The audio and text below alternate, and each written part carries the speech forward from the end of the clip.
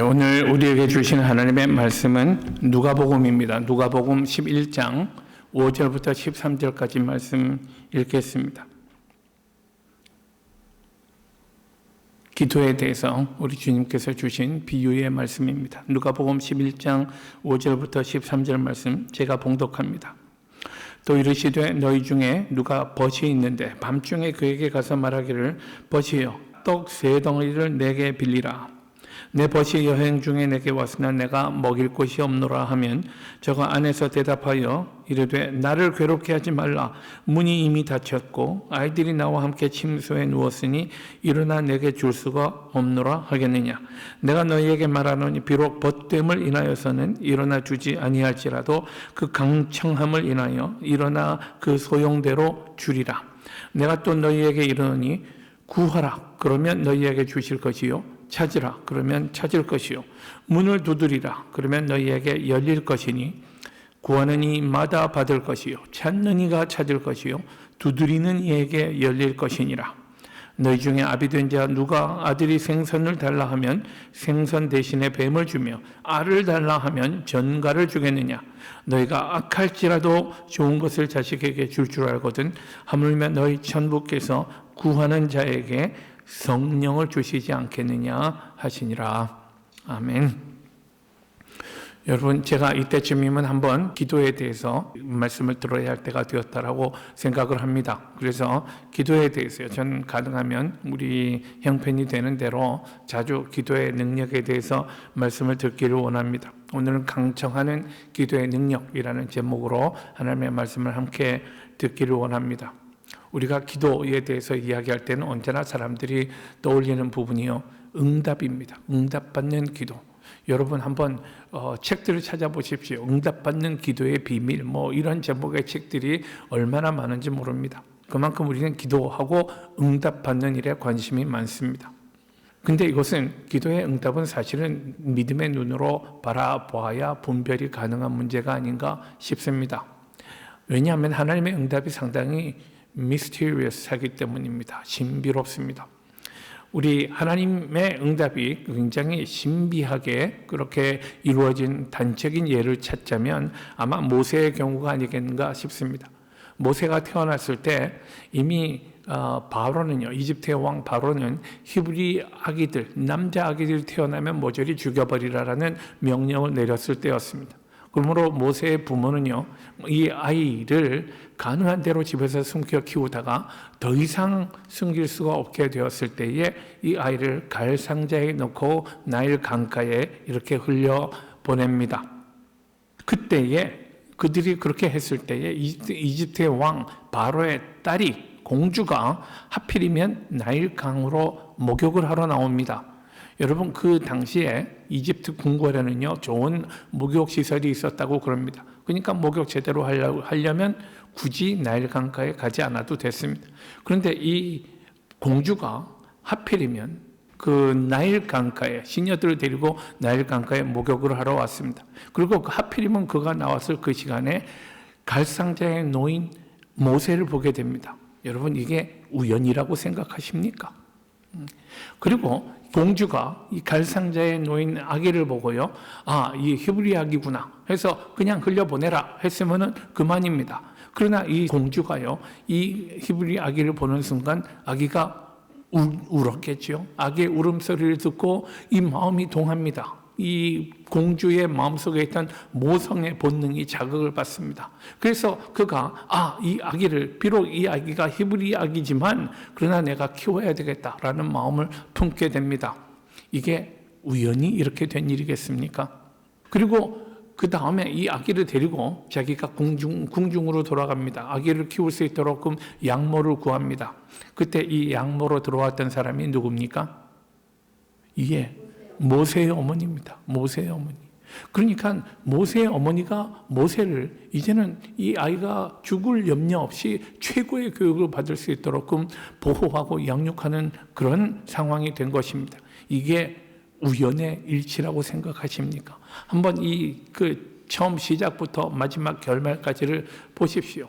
기가 막힌 하나님의 섭리가 나타나고 있지 않습니까? 아마도 그 모세의 부모가 모세를 강가에 흘려보낼 때 그들은 간절하게 기도했을 것입니다.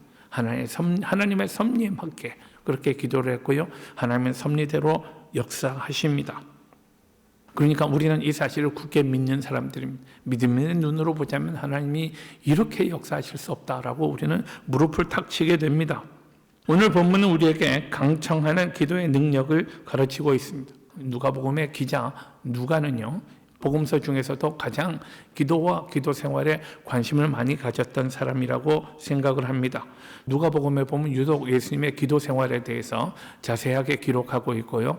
또 누가가 기록한 사도행전에도 사도들의 기도라든지 교회의 기도 모습이 잘 묘사되고 있습니다. 그만큼 그는 기도 생활의 중요성과 능력을 알고 있었고 또 강조했던 사람입니다. 오늘 본문에서 읽은 비유의 내용은 이렇습니다. 어떤 사람에게 손님이 찾아왔습니다. 근데 공교롭게도 그 손님이 찾아왔던 시간이 밤중입니다. 사람들이 잠자리에 들 시간이요. 사람들이 여행을 하다가 떼약볕을 피하기 위해서요. 낮 시간에 떼약볕을 피하기 위해서 좀 머물고 그리고 목적지에 이렇게 밤에 도달하는 그런 일들이 있었다고 합니다. 근데 당시 사람들에게는요, 밤에 오건 낮에 오건 간에 손님이 언제 오든 여행객에게 친절을 베푸는 것이 선한 일일 뿐 아니라 하나님의 명령으로 받아들여지는, 그러니까 사람들의 의무로 받아들여지는 일이었다. 사람들이 반드시 해야 하는 일이라고 생각하는 일이었다는 것이 우리 일반적인 이해입니다. 신명기 24장 보면요, 주님께서 이렇게 명령하시는 부분이 있습니다. 내가 밭에서 곡식을 벨 때에 그 한 뭇을 밭에 잊어버렸거든 다시 가서 가져오지 말고 나그네와 고아와 과부를 위하여 남겨두라 라고 합니다. 우리 추수하다가 한 단 정도 우리가 잊어버리고 그냥 왔어요. 떨어진 거 모르고 그냥 왔어요. 그럼 그거 다시 찾으러 가지 말라는 얘기입니다. 왜냐하면 나그네가 지나가다가 먹을 수 있도록, 또는 과부나 고아나 가난한 사람들이 그거 가져다 먹을 수 있게끔 그거 다시 찾아올 생각하지 말라고 하나님이 명령하는 것입니다. 그러니까 나그네를 잘 대접하는 것이 하나님의 명령이라는 말입니다. 신약 시대에도요, 디모데전서 3장에 보면 감독이요, 교회 지도자의 퀄리피케이션에 대해서 말씀하는 부분이 있습니다. 그러므로 감독은 책망할 것이 없으며 한 아내의 남편이 되며 절제하며 신중하며 단정하며 나그네를 대접하며 가르치기를 잘하며, 이렇게 손님을 잘 대접하는 일은 교회 지도자가 되기 위해서 반드시 갖추어야 할 소양으로 이렇게 제시되고 있습니다. 이런 배경에서 어떤 사람에게 손님이 찾아온다면 그 손님을 정성껏 잘 대접해야 했다는 말입니다. 그리고 그 손님을 맞이한 그 사람뿐만 아니라 어쩌면 온 동네까지라도 함께 뜻을 합해서 그 손님을 잘 대접하는 것이 구약적인 전통이었다는 사실을 우리가 염두에 두고 오늘 본문을 읽으면 좋겠습니다. 바로 그런 이유에서 오늘 본문에 나온 이 손님에게도 비록 그가 밤늦게 찾아왔지만 집 주인은 잘 대접하기 위해서, 그러나 하필 공교롭게도 그에게 남은 것이 없었기 때문에 그는 자기 친구에게 찾아가서 떡을 좀 달라라고 친구를 찾아갑니다. 그런데 그 친구가 대답하는 말을 보십시오. 7절 말씀입니다. 친구가 말하기를 나를 괴롭게 하지 말라고, 이미 자려고 문을 다 잠궜고 난 지금 침대에 다 누워있다고, 그러니까 괴롭히지 말라고, 그만 돌아가라고 이렇게 냉담하게 대답합니다. 그런 상황을, 당시의 상황을 생각해 보면 이 친구는 굉장히 무례하고 냉담하고 아주 좋지 않은 태도입니다만은, 그러니까 이런 태도에 대해서 주인공이 모욕감을 느낄 수도 있는 그런 상황입니다. 아니, 이 자식이 나에게 이럴 수가 있나 하고 화를 낼 수도 있지만, 그러나 이 주인공은 이 친구의 냉담함에도 개의치 않고 계속 간청하고 있습니다. 오늘 본문 말씀은요, 예수님께서 비록 벗됨을 인하여서는 그가 일어나 주지 아니할지라도 그 강청함을 인하여 일어나 그 소용대로 줄 거라고 예수님께서는 말씀하십니다. 그러니까 오늘 여기 강청이라는 단어가 아마도 오늘 이야기에, 오늘 예수님이 말씀하신 비유의 키워드가 아니겠는가 생각합니다. 여기 강청하다라는 말의 영어 번역은요, persistence입니다. persistence. 끈질기게요. 끈질기게 자기 뜻을 이룰 때까지 물고 늘어지는 거예요. 그것이 이루어지기 전에는 내가 절대 포기하지 않는, 말하자면 좀 뻔뻔스럽고 또는 낯두꺼운 그런 모양까지를 포함하는 말입니다. 뭐 남들이 보고 뭐 한다 할지라도 뭐 생각지 않고요. 그냥 자기 뜻을 이루기 위해서 그 자기 고집을 굽히지 않는 그런 강한 태도를 가리키는 말입니다. 결국 본문이 의도하는 바는 상대방이 도움을 주지 않겠다라고 마음을 굳힌 상태에 있다 할지라도 강청하면 그 상대방의 뜻을 굽히지 않느냐? 그런데 하나님께서는 안 주시겠다 하는 분이 아니라 주시겠다 하는 분이잖아요. 너희가 기도하면 내가 좋은 걸 주겠어. 줄게. 기도해. 라고 하시는 분이잖아요. 그러니 그 하나님 앞에 우리가 기도한다면 하나님이 최고의 선물을 주시지 않겠느냐라는 것이 오늘 예수님의 의도입니다. 이렇게 구하시는 자에게 선히 주시는 하나님을 9절 10절에서 표현하고 있습니다. 한번 여러분 제가 읽을 테니까요. 눈을 감고 잘 묵상해 보십시오. 내가 또 너희에게 이르노니 구하라. 그러면 너희에게 주실 것이요. 찾으라. 그러면 찾을 것이요. 문을 두드리라. 그러면 너희에게 열릴 것이니. 우리가 해야 할 일이 뭡니까? 구하는 거예요. 찾아야 되는 거예요. 우리는 문을 두드려야 합니다. 가만히 있는데 문이 그냥 자동으로 열리는 것 아닙니다. 두드려야 한단 말입니다. 우리가 해야 할 일은 이것입니다. 그렇게 하면 10절 말씀, 구하는 이마다 받을 것이요. Everyone who seeks for it. 예. 누구든지 그것을 구하면 받게 되어 있다라고 주님은 약속하십니다. 찾는 이는 찾아낼 것이요 두드리는 이에게는 열릴 것이니라 라고 주님이 약속하십니다. 구하는 이마다 받을 것입니다. 찾는 이에게는 찾아질 것이고 두드리는 이에게는 문이 열릴 것입니다. 계속해서 11절부터 13절까지는요. 우리에게 기꺼이 주시려고 하는 하나님의 선하심이 기록되어 있습니다. 13절 말씀 보십시오. 사람요, 우리 아무리 악하고 못된 사람이라 할지라도 자기 아기에게는 잘하잖아요. 자기 아이에게는 잘합니다. 너희가 악할지라도 좋은 것을 자식에게 줄 줄 알거든. 하물며 너희 천부께서 구하는 자에게 성령을 주시지 않겠느냐. 주님께서는 그렇게 말씀하십니다. 하나님은 자비하셔서 우리에게 최고의 것을 선물하기 원하십니다. 하나님이 우리에게 주시는 선물은요, 잠깐 있다가 사라져버릴 그런 시시한 것 아닙니다. 잠깐 있어서 처음에는 굉장히 좋았는데 갖고 있으면 뭐 시시해져가는 그런 것 아니라는 말입니다. 하나님께서는 우리에게 최선의 것, 가장 좋은 것을 주십니다. 그분은 우리에게 정말로 필요한 것을 주신다 했는데 그게 뭡니까? 우리에게 제일 필요한 그게 뭐라고 생각하십니까? 하나님은 그래서 우리에게 성령님을 주시겠다라고 말씀하십니다. 성령님은 우리가 드리는 모든 기도의 가장 근본적인 응답인 줄 믿습니다. 또 우리가 했는지조차도 모르는 그런 기도들 있잖아요. 그런 기도들에 대한 최선의 응답이고 가장 좋은 선물인 줄 믿습니다. 그러므로 이 선물을 받고자 한다면 우리가 해야 할 일은 ask하는 거예요. 하나님에게 구하는 것입니다. 기도하는 것이요. 바로 기도하는 것이라는 교훈을 주님께서 주셨습니다. 그렇다면 오늘 본문을 통해서 우리가 배워야 할 교훈을 좀 정리해 봅시다. 먼저 오늘 우리가 배워야 할 교훈 첫 번째는요. 하나님이 우리의 기도를 환영하신다는 것입니다. 환영하신다는 거예요. 우리가 기도하기를 하나님이 원하신다는 말씀입니다. 예수님은 오늘 비유를 통해서 그 좀 못된 친구의 사례를 보여주셨지만 우리 하나님은 밤중에 방해받기 싫어하는 친구가 아니시다라는 사실을 우리가 알아야 합니다. 우리 성경 공부하다 보면 어떤 분이 이렇게 질문하는 분이 있어요. 온 세상에 하나님 앞에 기도하는 사람들이 얼마나 많겠습니까?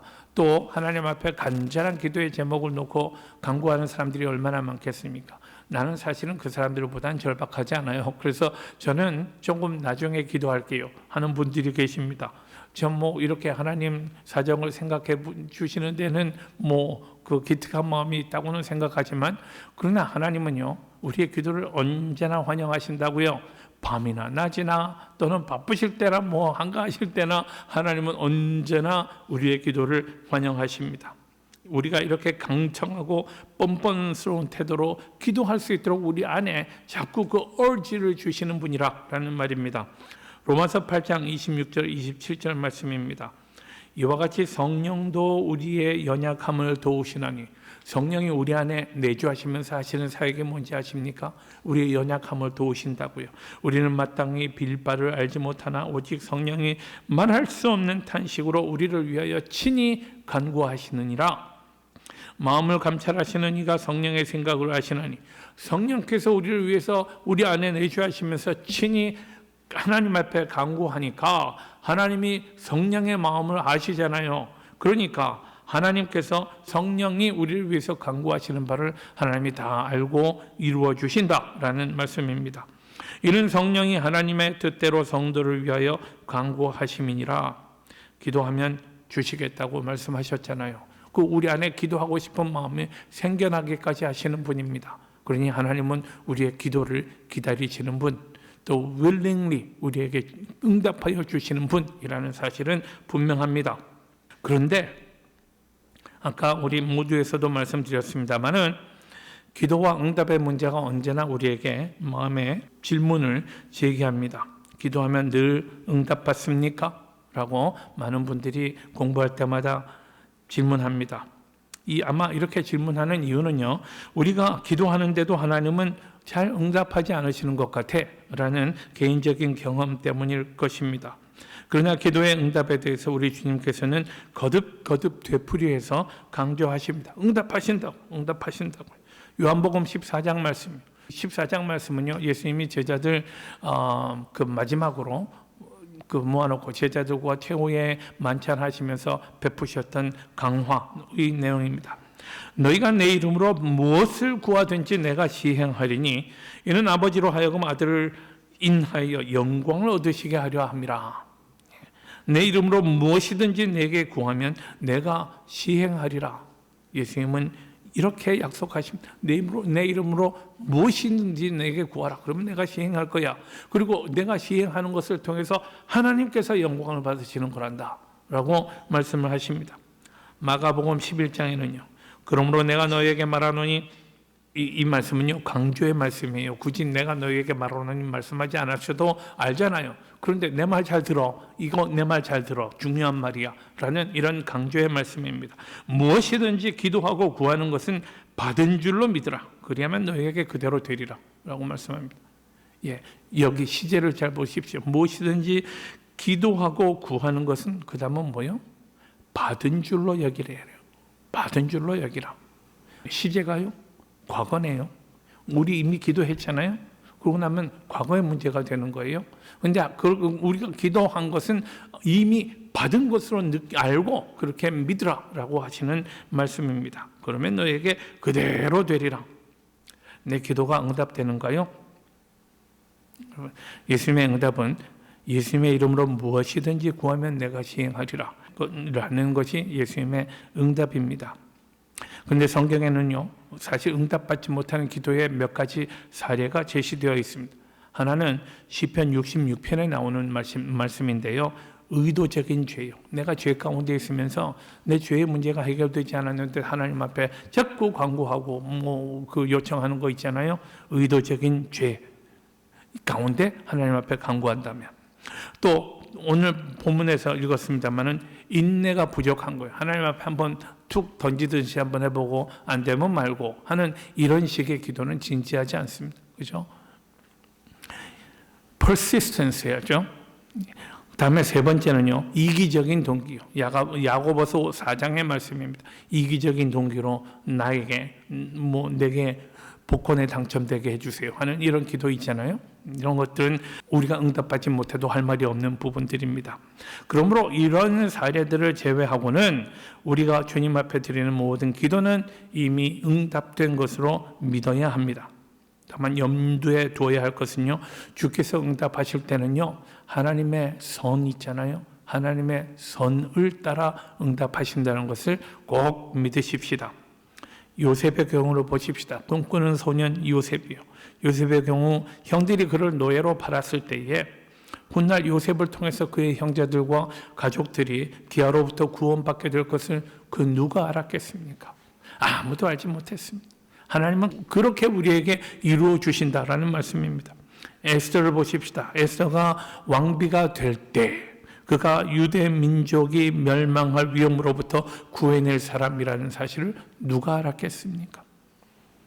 더욱이 예수님이요. 예수님의 경우는 보십시다. 예수님의 십자가는요, 사람들의 눈에는 아마도 비참한 실패로 보였을 것입니다. 그러나 그 예수님께서 모든 죄와 죽음으로부터 세상을 구원하시리라고 그 누가 상상이나 했겠습니까? 당시 예수님의 십자가를 목격했던 사람들 말입니다. 그러니 우리는 언제나 우리 자신의 즉각적인 경험과 제한된 시각으로 응답되지 않은 그런 기도들을 주목합니다. 그러나 하나님께서는 그보다도 훨씬 더 위대한 일을 해내십니다. 우리가 간구한 것보다 훨씬 위대한 일을 하나님은 이루신다는 말입니다. 그러므로 믿음의 눈으로 그것을 바라보고 기다리며 기도할 수 있게 되는 것입니다. 응답의 문제를 보았습니다. 반드시 응답하신다는 거예요. 하나님의 선하신 뜻 가운데 응답하십니다. 세 번째로 기도는 배워가는 것이다 라는 교훈도 배우게 됩니다. 기도는 믿음의 공동체 안에서 배워가는 거예요. 혼자서 이상하게 기도하면 곤란합니다. 아마 성령께서 우리 안에 내주하시면서 성령께서 우리의 기도에 urge가 생기게 하시고 말이죠. 그러면서 우리의 기도를 가르쳐 주시지만 공동체 안에서 배워가는 기도가 굉장히 중요합니다. 예수님은 제자들에게 주기도를 가르치셨습니다. 너희가 먼저 나의 제자로서 기도할 때는 이렇게 기도하라 라고 예수님께서는 가르치십니다. 먼저 하나님의 영광을 기도하라고 가르치셨습니다. 주기도의 구조 아시죠? 그죠? 첫 번째는 하나님 파트입니다. 두 번째는 사람들 파트입니다. 첫 번째는 제일 먼저는 하나님의 영광을 위해서 기도합니다. 하나님의 이름이 거룩하게 여김을 받으시기를 원합니다. 라는 부분입니다. 근데 여러분 가만 보십시오. 하나님의 이름이 그냥 저절로 거룩하게 여김을 받는다기보다는 우리가 하나님의 이름을 거룩하게 하기를 원합니다. 라는 뜻입니다. 가만 보시면 문장의 구조가 그렇게 되어 있습니다. 나의 삶이, 우리의 섬김이, 우리의 사랑이 하나님의 이름을 거룩하게 드러내게 되기를 원합니다. 도와주십시오. 라는 내용입니다. 두 번째는 하나님의 나라가 이 땅에 임하옵시고 했습니다. 하나님의 주권이 이루어지는 세상, 주님의 통치가 우리 안에 이루어지게 해 주십시오 라고 하는 기도입니다.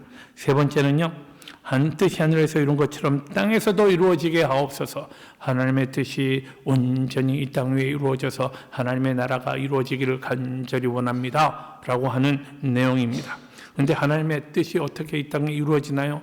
이거 역시 우리가 하나님의 뜻대로 살아가면서 하나님의 뜻이 무엇인지를 추구하고 강구하면서 하나님의 뜻을 실현해 나가는 거죠. 우리가 그렇게 할 수 있도록 하나님 도와주십시오. 인도해 주십시오. 라는 내용의 기도입니다. 주기도의 처음 세 부분입니다. 처음 세 가지 패티션이요. 그 다음에 나오는 세 가지 패티션은 우리들 인간들의 삶에 대해서 강구하는 내용입니다. 사람들 사이의 평화입니다. 먼저 우리에게 일용할 양식을 주옵시고 우리가 주의 백성으로 신실하게 살아갈 수 있도록 우리에게 필요한 것들을 공급하여 주십시오. 우리가 우리에게 죄 지은 자를 사하여 준 것처럼 우리의 죄를 사하여 주옵소서. 우리가 거룩한 삶을 살기를 원합니다. 우리가 주님 앞에 합당한 그런 주의 백성들로 살기를 원합니다. 죄의 문제를 해결해 주십시오. 죄 가운데 거하지 않도록 해주시고 혹시 우리가 원치 않게 행한 죄들 주님께서 사랑으로 용서하여 주옵소서 하는 내용입니다. 세 번째, 우리를 시험에 들지 않고 다만 악에서 구하여 주옵소서.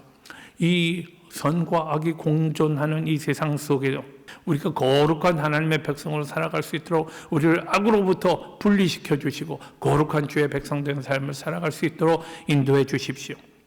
주기도의 내용은 이렇습니다. 그러니 주기도의 구절을 보십시오. 먼저 하나님의 영광을 구하고 난 다음에 사람들 사이에 평화로운 삶을 위해서 살게 해 주실 것을 강구하는 구조예요. 우리가 이렇게 기도하는 법을, 그러니까 주님께서 보여주신 기도의 모범은 이렇다는 거예요. 우리는 항상 하나님 내게 이것을 해주시고 저것을 해주시고 다음에 몇 년 후에는 이 일이 일어나게 해주시고 우리는 이런 기도합니다만은 그런 기도 아니고 우리가 하나님 앞에 하나님의 뜻 가운데 드리는 기도의 구조는 이러해야 한다라는 말씀입니다. 이렇게 기도하는 법을 배워가고요. 그리고 우리 개인적인 기도나 혹은 우리 공동체에서의 기도 생활도 배워가셔야 합니다. 집사님 되면요, 또 우리 권사님, 장로님들 되시면 공중기도를 인도할 수 있어야 합니다. 공중기도를 인도할 수 있도록 훈련도 해야 합니다. 좋은 훈련 가운데 하나는요, 교단들이 가지고 있는 기도서가 있습니다. 그러니까 좋은 기도문들이요, 샘플이 되는 기도문들의 이해가 있습니다. 이런 거 보시면서 기도를 배우는 것 중요한 문제입니다. 교단의 기도문 읽으면서 외우는 것도 좋은 훈련 방법입니다. 여러분, 우리 영성이 깊어지기를 원하십니까? 기도의 실천이 있어야 합니다. 말씀을 읽고 하나님 앞에 엎드려 하나님 앞에 기도하면서요, 주님과 교제하는 시간이 자꾸 길어져야 합니다. 다시 한번 강조합니다. 오늘 본문 말씀 9절입니다. 내가 또 너희에게 이르노니 구하라. 그러면 너희에게 주실 것이요. 찾으라. 그러면 찾을 것이요. 문을 두드리라. 그러면 너희에게 열릴 것이니. 하나님은 우리에게 무엇을 주어야 할 줄 이미 아십니다. 다 갖고 준비하고 계신 줄 믿습니다. 그러므로 우리가 해야 할 일은 하나님 앞에 나아가는 것입니다. 거룩하신 하나님 앞에 우리가 무릎을 꿇고 주여 내가 여기 왔습니다. 고맙습니다 주님. 불러주시고 기도하게 하시니 감사합니다. 하고 주님 앞에 나아갈 때 하나님은 우리에게 좋은 것을 주신단 말입니다. 최고의 선물이요. 가장 좋은 선물 성령을 주십니다. 흔히 기도에 대해서 우리가 갖는 잘못된 태도는 우리가 원하는 방식으로 응답받지 못하면 응답받지 못했다고 생각하는 겁니다. 그러나 여러분, 우리 항상 하나님의 주권을 이야기하지 않습니까? 하나님, 이게 극단적인 간단한 말로 말하면요, 하나님 마음대로입니다. 하나님 마음대로요. 그러니 응답하시는 방법도 하나님이 알아서 하실 것입니다. 다만 우리가 알고 있는 것은 우리를 향한 하나님의 선하신 의도가 있다는 것입니다. 그러니 하나님이 마음대로 하시는 것이 오히려 우리에게는 더 좋은 일이라 생각을 합니다. 여러분, 저는 단 거를 굉장히 좋아해요. 그런데 하나님께서는요, 야, 네가 그거 자꾸 그런 거 잘못 먹으면 내게 좋지 않아? 하고 하나님은 제한하신단 말입니다. 그럼 하나님이 이것들을 제한하시기 때문에 내가 하나님에게 하나님 정말 미인하시군요. 내가 원하는 것을 내게 주시지 않는군요. 라고 하나님을 비난하면 그거 온당합니까? 그렇지 않잖아요. 하나님 우리에게 제일 좋은 것을 주시기 때문에, 제일 좋은 것을 아시는 분이기 때문에요, 우리는 하나님을 비난할 수 없습니다. 마지막으로 기도의 의미를 좀 보려고 합니다. 그러면 왜 우리가 기도해야 하는가요? 하나님이 알아서 다 응답하실 텐데. 우리는 왜 강청하면서 기도해야 합니까? 에스겔서 36장 말씀에 보면요, 이스라엘 백성들 시온을 회복시킬 것에 관한 하나님의 약속이 나옵니다. 바벨론의 포로로 잡혀갔던 이스라엘 백성들이 다시 회복될 것입니다. 그들이 다시 시온의 땅으로 돌아올 것입니다. 그래서 시온의 땅에 다시 강이 흐르고 백합화가 피어날 것입니다. 사막이 다시 새로운 땅으로 개간될 것입니다. 그러면서 하나님께서 이렇게 말씀하십니다. 나 여호와가 말하였으니 다 이루리라. 하나님은 이 이스라엘의 회복을 약속하시고 이루시겠다고 선언하십니다. 내가 그걸 반드시 이루겠다. 근데 거기서 끝나지 않습니다. 37절에 보면요, 그래도 이스라엘 족속이 이와 같이 자기들에게 이루어 주기를 내게 구하여야 할지라 라고 하나님은 말씀하십니다. 하나님은 다 계획하고 계시지만 그래도 이스라엘 백성들은 내게 구해야 한다라고 하시는 것입니다. 그래도 기도하라고. 그것은요, 우리가 기도하면서 하나님의 뜻에 우리 스스로를 맞춰가는 훈련을 하게 되기 때문입니다. 이 내 뜻이 아니라 하나님의 뜻대로 기도할 수 있도록 우리가 훈련을 쌓게 된단 말입니다. 기도의 시간을 통해서요. 또 하나는요, 우리가 기도를 통해서 하나님의 거룩한 임재를 우리 안에 계속 체험하게 됩니다. 성령께서 움직여 주시고요. 또 하나님과 교제하는 그런 시간이 있잖아요. 그런 하나님의 임재를 체험하면서 하나님의 뜻에 우리의 욕심을 맞춰가는 그런 훈련을 계속하게 되기 때문에 주님께서는 기도하라고 말씀하십니다. 그리고 이런 기도를 계속할 수 있도록 하나님 도와주시는데 이것이 바로 성령의 사역이라고요.